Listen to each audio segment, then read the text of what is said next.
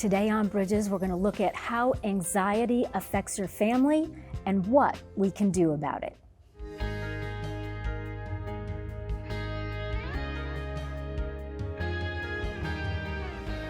I'm Monica Schmelter, and I'm glad that you could join me today on Bridges. We're going to talk about how anxiety affects our families and what we can do about it. And my guest works as a life coach, and she is also a licensed therapist. Her name is Julie Mangus. And Julie, so good to have you again on Bridges. Thank you. I'm so happy to be here, Monica. So, you know, the word anxiety, anyway, elicits and provokes a lot of responses from people. Yes. And I think especially sometimes Christian believers, we just feel like, well, we shouldn't have any anxiety, and it's not going to impact me at all. So I know you're both a Christian Yes. and a licensed therapist. Yes. So can you help us with that? Yes. Well, first, we just want to have compassion because we all struggle with it on some level. Yeah. And it really does show up in our life, whether we want to recognize it or not. Anyone who's had a story, who's had experiences, our body is going to always be trying to help us discern what the best tactic is, who the right people are to trust, what the best decision is to make. And it's using all the experience from the past in order to help us do that. So even as Christians, we still have to, make the best decisions, with the mind and the body that God gave us. Well, and we live in a broken world. We do. And to pretend as if we don't, I mean, we are not of the world, we're in the world, but we are in the world. So because we are, there's a certain number of things that are outside of our control, like Yes. lots of things actually. Yes. And whether we've got littles or kids that are tweens or teens, and in our marriages, right? Anxiety affects all of those things. Let's talk about how anxiety might impact someone's marriage, and then look at what can we do so that it doesn't have that bad effect on us? Yeah, so it's a great question. Anxiety really does affect marriage significantly. And what we know is that it usually creates more conflict. So for instance, if you've got an issue that you're dealing with your spouse and you guys disagree on something, whether it's Christmas time is coming up, in-laws, or, family issues, things that each you and your spouse have their own kind of way of thinking, functioning, understanding. It can create a lot of built up tension, and it can really put problems in the marriage that might not necessarily be there.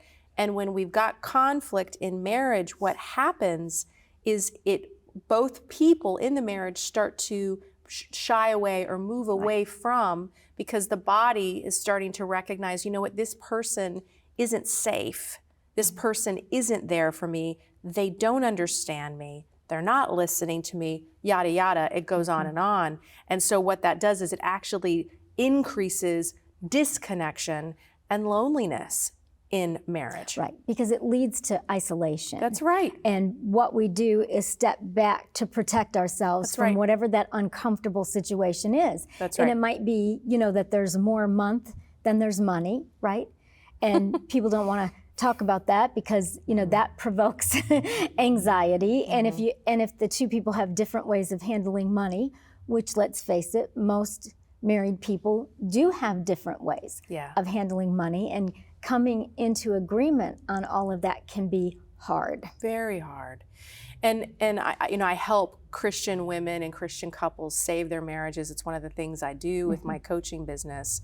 And what I've really figured out over the years is that most people just don't understand that we're all carrying some sense of burden or resentment or trauma. And you're right, money is a huge trigger, but there's others. There's other things that maybe we didn't get growing up, or deficits that we've had in our relationships, and they very much appear in our relationships with the most important person in our life, which really is our husband or our wife. Right. And if we're not aware of I talk about the story, what we are basically living out, and all of the dialogue inside our minds all the time, if we're not aware of that, then we're acting unconsciously and kind of living life blindly. Right, because I think when I heard you say those words, right, that the other person, they don't understand. They don't right? understand. They're not here for me when I need them. those kinds of things can create all kinds of wedges and divisions. And most of us, if we're honest, have felt that way at one time or another in marriage. And, I've learned that those statements mostly are not true. That's right. It's just, we have different ways of like expressing that, or the family of origin, how we learn to communicate that. And all of that in and of itself creates anxiety. So much so. So like my husband comes from a family that they didn't talk much about things, right? There was just the elephant in the room, and like nobody said, oh, there's an elephant in the room. That's right.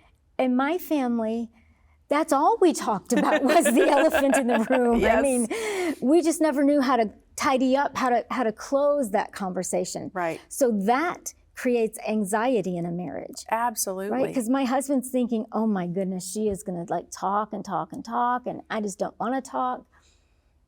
But once I learned to acknowledge all of that, it just became so much easier to understand where my husband's coming from. Yes. And to respect that for him, those are really hard conversations. That's right. And what you're really talking about right now is empathy, is being able to understand where the other person is coming from. My husband and I literally had a conversation about money last night, and it's a trigger subject for both of us, but for different reasons, and both of them are important.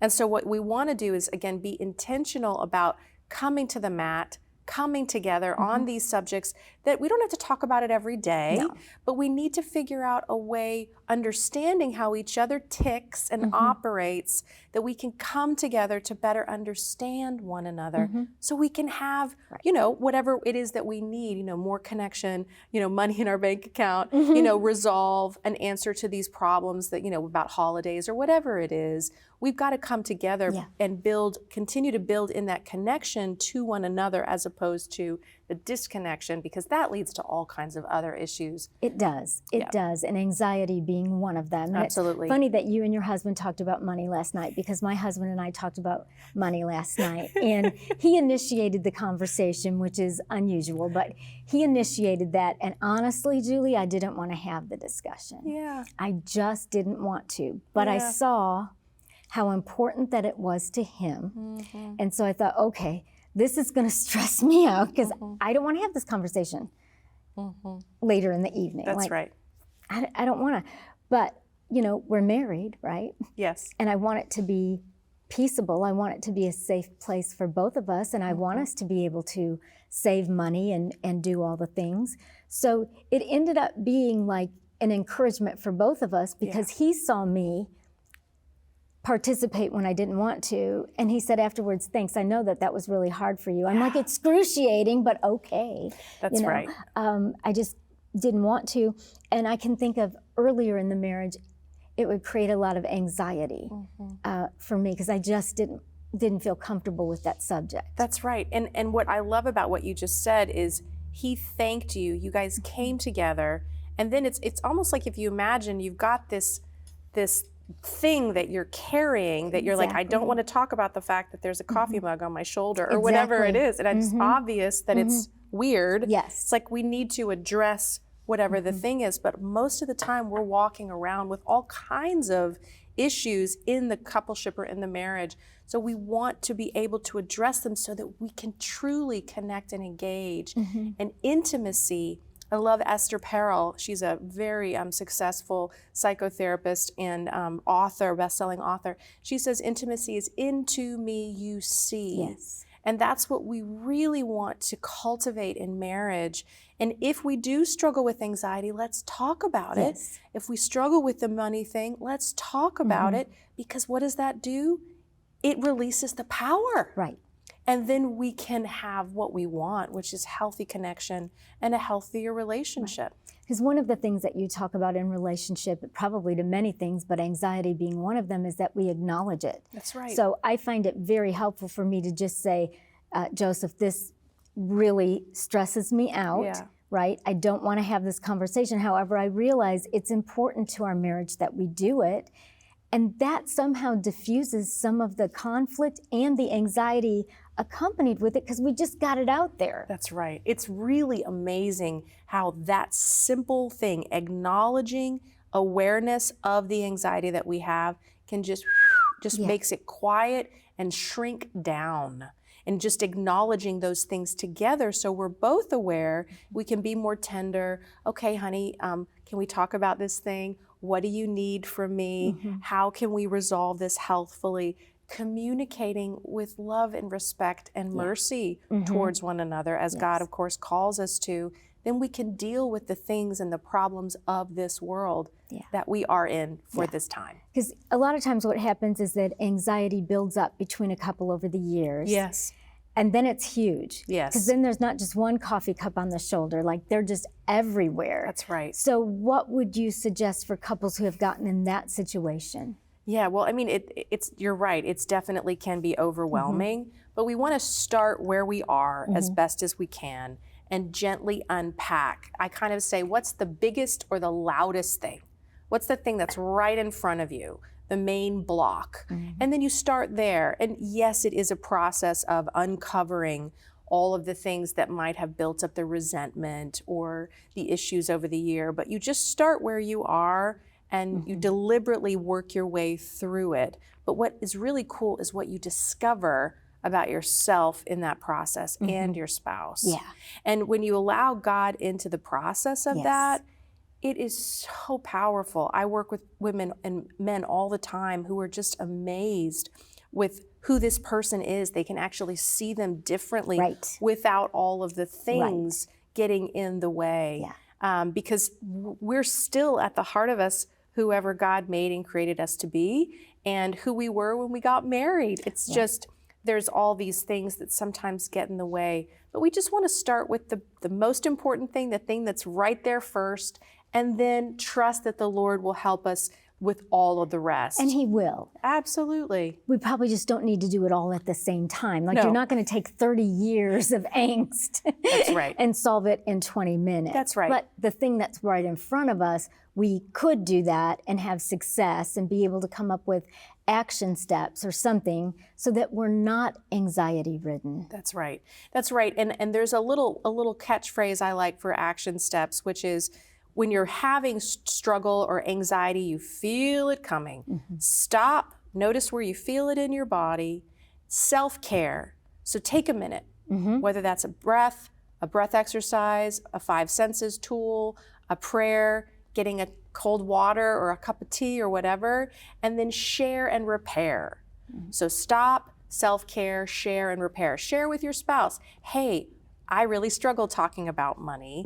I want to do it differently. Next time, can you please? Yes. And then ask for a need, because that will increase that empathy, that will increase that awareness, and increase positive Yes. conversations around money, so that again, that helps the body calm down. Right. Hey, my husband, my wife, they listened last time. They were more sensitive with how they spoke about it. They were tender with the timing, and not right in the middle of my workday. Right. Whatever it is. Right. But we can just ask for those needs, and then the anxiety of that situation and that trigger just slows down. So it's just using some simple tools like that. And we just start with this thing, Right. and then we move on. And the more positive interactions we have around it, it definitely helps decrease our anxiety overall. Because the tools sound so simple, but they really do work. They do. Because God has put those in place to help us. Yes. And if we can just use those tools and Yes. use them as a way to help diffuse the anxiety and also to, as you said, to repair, right? Yes. And to create empathy between a couple, those are all good things. So we're going to talk next about kids. Yes. Anxiety and kids. All right. So I want all of you to stay with us. We've been talking about anxiety, the effect on a marriage, and now we're going to go into the next segment of talking about anxiety. How does it affect our kids? What can we do about it to raise emotionally healthy and strong kids? We'll be right back. If you enjoy watching Bridges, you can join Monica on Facebook for all the extras. Just visit Facebook and search for Monica Schmelter TV. At Monica Schmelter TV, you'll get a look behind the scenes. You'll learn secrets from the studio, and you'll be among the first to know what's coming up next on Bridges. Best of all, you can connect with Monica for prayer and share what topics you'd most like to see on Bridges. Monica would love to connect with you. Don't give in. God's word says you're an overcomer. If you hadn't done blah, blah, blah, this wouldn't have happened. And let me say this to you. If you think that you are in a mess of your own making, you are still an overcomer.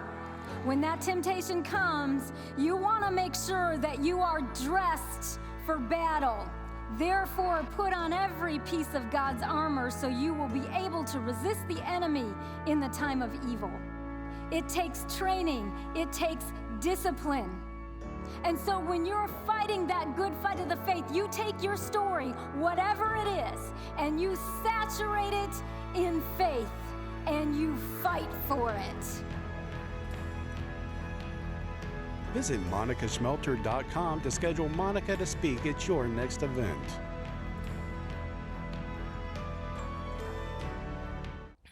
If you are just joining me today on Bridges, we are talking about anxiety, and now we're going to open up the conversation on anxiety, how it affects your kids, and what you can do about it. And Julie, I really appreciate like all the practical examples and tools and resources, because like when I hear the word anxiety and then the word children, I just feel so badly because they're little and they shouldn't have to be dealing with anxiety yet. Every age, every stage of life. That's right. Yeah. That's right. And it's really kind of shocking, I think, but over 4 million children struggle with anxiety right now in our country. That's like way shocking. It's really hard. It's a hard thing to look at. Lots of different reasons. Yeah. I mean, we can make sense of some of them, but social media, I think, is a huge contributing factor, especially as kids start getting their own phones, and which, you know, isn't the best choice. But, you know, keeping it all in the awareness and in the dialogue and how you guys talk as a family, you know, about things that we're struggling with. For instance, my daughter, sometimes she'll say, "Mommy, I have a tummy ache."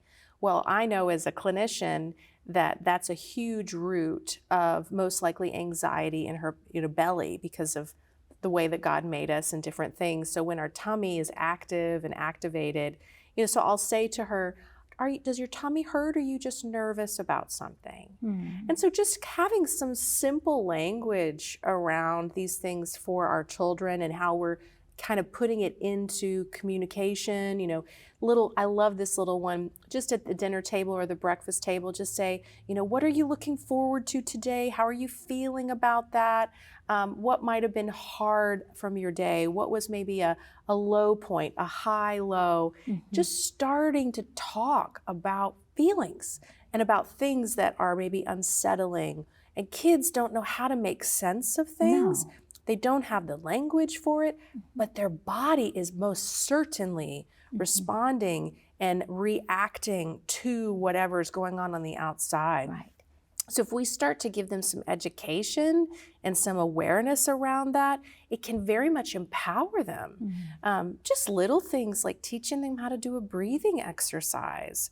You know, when they have the monster in the bedroom or they're scared of the dark, hey honey, whenever that happens, you can just go on and turn on the light, or you can come and find me and I will help you and we will get that monster out of the bedroom. It doesn't have, we just need to talk about it, because if we don't, our kids develop their own narrative. Right. Well, they kind of fill in the blanks. That's and right. They connect the dots, or their friends tell them X, Y, Z, and then that connects the dots. That's right. And really what I hear you saying is that helping children, acknowledging it right and helping them to find a way to cope. That's right. Whether it's the monster under the bed or the stomach ache because they've got a test, or, you know, whatever thing that it could be. That's right. And there's so many things that we don't know about, and our kids truly don't know how to explain it. But if we're talking about it, we're giving them language, we're putting it out there, it makes them so much more willing and able to talk about it and share it with us. Right. Because they don't have words, like you said, they don't have vocabulary. Children also don't have the experience that adults have. That's right. So we can look at that and say, well, that's just such a small thing. That is no big deal. But like if you're 6 years old, you don't know yet that that's really no big deal. You don't have enough experience. So it is a huge big deal to It the is. 6-year-old. It is. And so often I think we unfortunately, for better or for worse, we say things that our parents said to us. And sometimes our parents, all well-meaning, didn't necessarily say the things that we needed. For instance, one that comes up a lot is don't cry, stop crying. Right, stop crying. Stop crying. I remember my dad, or I'll give you something to cry about. Exactly. Not the best phrase, but what I really work with my husband is letting our daughter cry and just validating her feelings. And sometimes I think people think that can be, oh, I don't need to do that. That teaches them. No, it really helps them start to have language. Now, with anxiety specifically, we don't want to what I see a lot of parents do is kind of helicopter parent, or, oh, you forgot your test, or you forgot your lunch, oh, I'll bring it. I'll mess up my day because you didn't do the thing you were supposed to do. But unfortunately, that starts to enable our kids. So that's our anxiety manifesting on the children.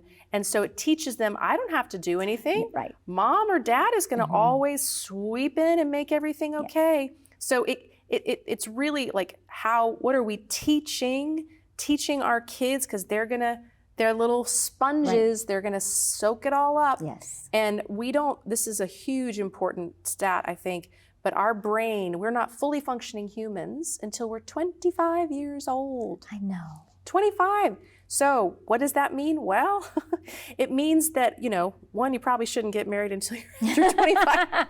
But no, what it really means is there's a long time that God gave for us in the process of maturing and growing, and our prefrontal cortex, the part of our brain that's responsible for analyzing, judgment, reason, rationale. That's this, and that's the last to form. Well, because they really can't be good decision makers yet. And so we can't leave kids to just make all of their own choices. I mean, it's one thing to say, do you want this to eat or do you want that, right? Yes. That's usually a manageable choice for a kid. But not really huge decisions, that would be anxiety provoking because they don't really have the tools and the resources to make those kinds of choices. That's right. And so sometimes, like we were talking about earlier today, if we're not talking about things like money or budgeting or what to do online or how to, be mindful of your time and your exposure to things that might be anxiety provoking, what we're teaching them, if we're not talking about that stuff, then it's just kind of a free-for-all, and we're unfortunately teaching them that it's okay not to know how to manage their checkbook. It's okay to be on their phone all the time. We're teaching them that. So we really want to look at how we're reaching out to them and what we're actually sharing with them. Hey, honey, what I have found is, really helps me to calm myself down. Being on the TV too much cannot be good for us. So let's set a timer. You start to give them boundaries. We need boundaries when we're growing. We need rules. I think sometimes parents want to just give their kids everything. Because they love them. Because they love them. And yes, we do love our kids. Of course. But one of the best ways we can love our kids is to really help them understand that all life is not easy and there will be problems. And this is how we handle problems. And we show them, we do it with them. We pray through struggles with them. We talk about, hey, mommy and daddy are concerned about this thing. Maybe we want to pray for our friend, or we have to tighten the financial belt for this month. So we're going to do this differently. We want to be really reaching out and training our children in the way that they should go. And that's really how they learn well, so that when they're out, they're adults on their own, that's when the anxiety is going to be overwhelming if we have not been doing this all along. Right. And that anxiety when they're grown up, right? And the consequences become huge when you're an adult. Yes. And you don't know how to cope, and you don't know how to manage. You're expecting your expectations. You were trained to expect that your parents would meet every need. There were no consequences. That becomes even more anxiety provoking. And I really, for me, that's what I think is one of the most contributing factors just in with the clients that I sit with, to what's going on in kind of our young adult population, just really overwhelmed. We hear it a lot in the media and the news of all kinds of things that are going on. So we can only do what we can do, but what we can do is mighty. Yeah. So when you say the young adult population, that they're overwhelmed because they weren't taught how to cope growing up? That's my belief and my Right. experience, is that we've got a lot of those helicopter kind of over-functioning parents doing everything. Everybody gets the trophy, this kind of mentality, and we're not letting our kids, fail. We're not letting them, hurt. We're not teaching them, hey, you have to be responsible for this thing. Yes. We're not empowering our children, because the anxiety really also is like, I'm supposed to do all this on my own, or I can't ask mom and dad, whatever, I have to please them. They're depending on me, to have those conversations. No, you're a kid. Right. It's okay to get a bad grade. We're going to figure this out. Right. I'll help you. Let's learn, let's work together. The kids really want to please us. They do. And I think a lot of times as parents, we don't realize how much they do and how much we really do, as you say, how much we need to really reach out and help them manage all of that, so when they grow up, they can be healthy, productive adults. Once again, we're out of time, but thank you. My It's been pleasure. so good to have you My here, pleasure. Julie. Thank you. Yeah. I want you to know that we're going to have the resources from what we've talked about today up on the website, so that you can have tools and resources to help you with the anxiety in your family and with your kids. And I'll be back in just a moment. Finding hope in today's life is not always easy. Bridges with Monica Schmelter is making it simple. You can now listen to podcast episodes on popular platforms like iTunes, Spotify, iHeartRadio, Life Audio, and more by searching for Monica Schmelter to find God's hope for your journey. Life can be hard and days can be long. So if you're looking for hope for the journey, monicaschmelter.com is a great place to get started. On monicaschmelter.com, you'll find Monica's teachings on demand. And if you're looking to really grow your faith, you'll find online extras are available with every teaching. So don't wait another day. Get started now at monicaschmelter.com and you will find hope for the journey. Here is some hope for the journey for today. Anxiety can present itself in many, many different ways. And one of the key things to deal with anxiety is, one, just to acknowledge it. Don't pretend like you're not anxious. Those comments, oh, there's nothing to worry about. No, don't think about that. Acknowledge it. Invite God into that conversation. Ask Him to help you face whatever it is that you're going through. Ask Him to give you wisdom. That's one promise in the Bible. It says when we ask for wisdom, that He gives it to us. Every single time we pray for wisdom, God gives us that wisdom. So acknowledge it, invite God into it, ask Him to give you the wisdom that you need. And as all of that happens, you will find that the anxiety will go away and that the peace of God will come into your heart. I'll see you next time right here on Bridges.